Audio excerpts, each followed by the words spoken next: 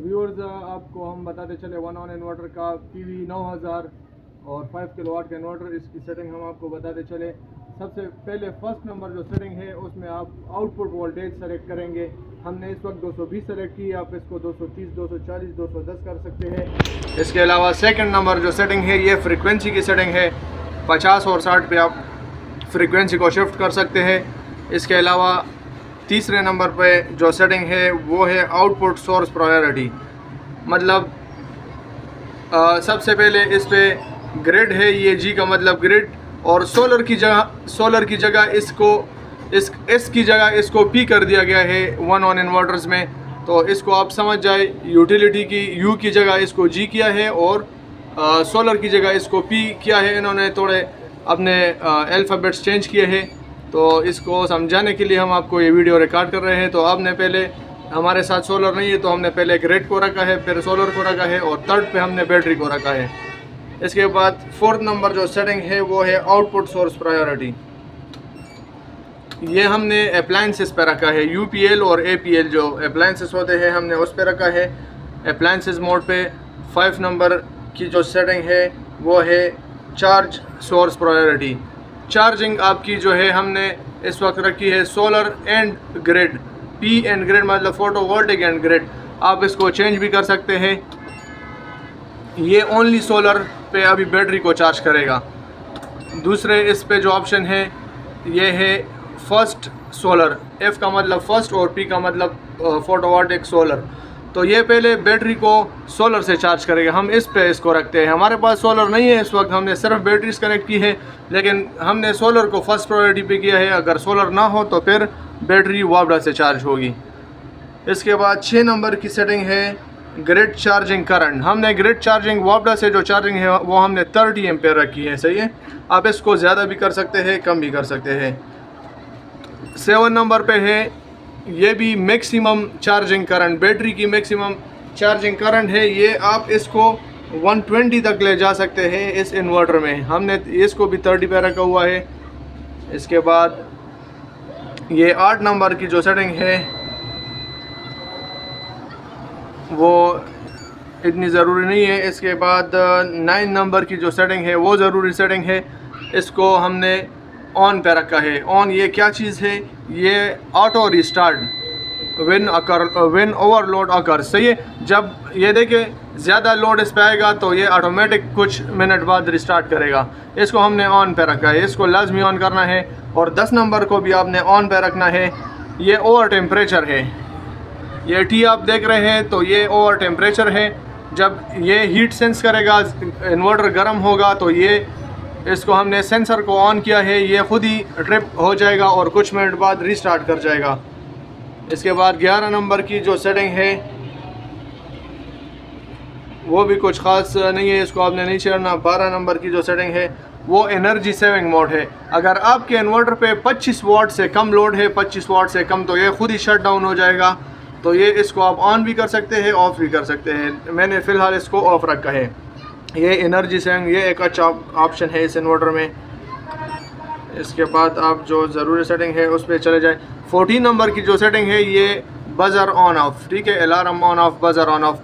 जब कुछ लोग कहते हैं कि इन्वर्टर शोर ना करे, आवाज़ ना करे, तो इसकी जो आवाज़ है ये इसको इधर से ऑन ऑफ कर सकते हैं, ठीक है। फिर 15 नंबर की जो सेटिंग है ये है battery return to grid voltage. Battery कौन से वोल्टेज पे वापस वापडा से चार्जिंग लेगी, तो इसको हम थोड़ा सा मज़ीद कम करते हैं, 23 पे इसको रखते हैं। जब 23 पे बैटरी की वोल्टेज आएगी तो ये वापडा से दोबारा चार्जिंग स्टार्ट करेगी। सही है।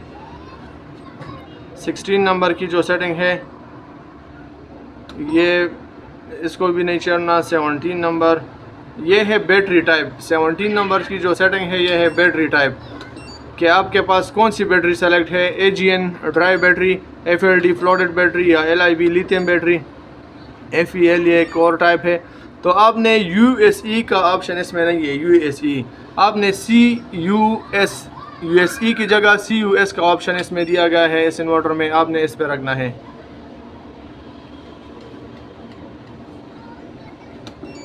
फिर 18 number battery low voltage point, ये बैटरी लो है तो आपने इसको बैटरी लो को कम करना है।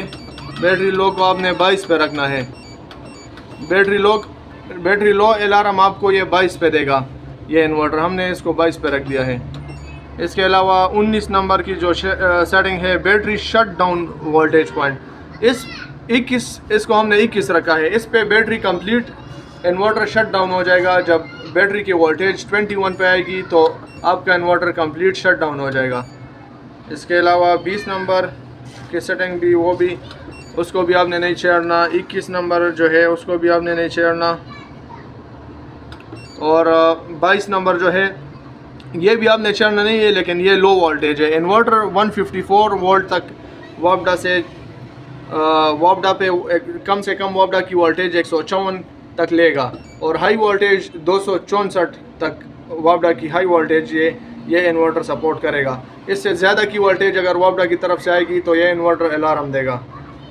फिर इसके बाद है 24 number setting automatic turn off back light, ये भी ऑन है। कुछ मिनट बाद ये स्क्रीन खुद ही बंद हो जाती है, तो ये भी इस एक एनर्जी सेविंग की एक ऑप्शन दी गई है। 25 नंबर सेटिंग, ये भी ज़रूरी सेटिंग है। 25 नंबर की सेटिंग ये अभी ऑफ है। इसको आपने तब ऑन करना है जब आपके पास टॉर्क लोड आएगा। टॉर्क मतलब लोड, कोई हेवी मोटर आप चलाएंगे या जिसके घर में एसी है और डीसी इन्वर्टर एसी नहीं है, सादा सिंपल एसी है, तो आपने इस फंक्शन को ऑन करना है। इस ऑप्शन को आप ऑन करेंगे तो इन्वर्टर सॉफ्ट स्टार्ट करेगा। आहिस्ता आहिस्ता मतलब लोड को रनिंग देगा, आहिस्ता आहिस्ता लोड को चलेगा। तो ये भी एक ज़बरदस्त फीचर, एक फंक्शन इस इन्वर्टर में दी गई है। 25 नंबर जो सॉफ्ट स्टार्ट की फंक्शन है। इसके अलावा फैक्ट्री रीसेट, इसको भी आपने नहीं छेड़ना। Battery discharging, battery equalisation set point, equalisation discharging time, इन चीज़ों को आपने नहीं छेड़ना। ये 30 डेज़ के बाद खुद ही इक्वलाइजेशन करेगा। ये देखिए 30 डेज़ के बाद ये खुद ही इक्वलाइजेशन करेगा। 35 नंबर की जो सेटिंग है इनेबल इक्वलाइजेशन इमीडिएटली, अगर आपको इमीडिएटली इक्वलाइजेशन करनी है तो आपने इसको ऑन रखना है। मैंने इसको भी ऑन रखा है। इसके बाद 36 नंबर की जो सेटिंग है, ये 36 नंबर की जो सेटिंग है ये डुअल आउटपुट के लिए है। इस वक्त हमने इन्वर्टर से डुअल आउटपुट नहीं लिया, हमने इससे एक आउटपुट लिया है। अगर आप डुअल आउटपुट इस पे इनेबल करेंगे तो आप यहाँ से इसको ऑन करेंगे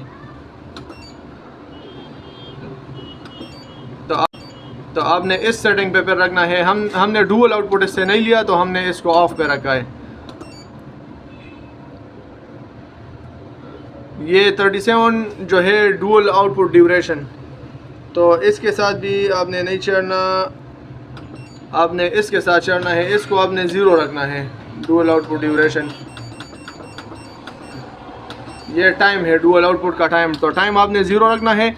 और 38 नंबर की जो सेटिंग है 38, तो डुअल कितने वोल्ट पे बैटरी आके आपका आपकी जो हेवी लाइन है, हेवी मोड है, वो कितने वोल्टेज पे आके कट ऑफ करे। तो हमने इसको 23 रखा है, इसको आप 24 रखेंगे या 24.2 रखेंगे। तो ये डुअल आउटपुट की वोल्टेज है। डुअल आउटपुट 36 से आप ऑन करेंगे और 38 में आप dual output cut off voltage select करेंगे कि किस वोल्टेज पे डुअल आउटपुट कट ऑफ हो। और इसके बाद 39 नंबर BMS कम्युनिकेशन। BMS अगर आपने ऑन करना है तो 39 से BMS ऑन करेंगे, ठीक है। 39 फंक्शन से BMS ऑन करेंगे। और 40 नंबर पे जो है BMS ID। बाकी जो सेटिंग्स है इसको आपने नहीं छेड़ना।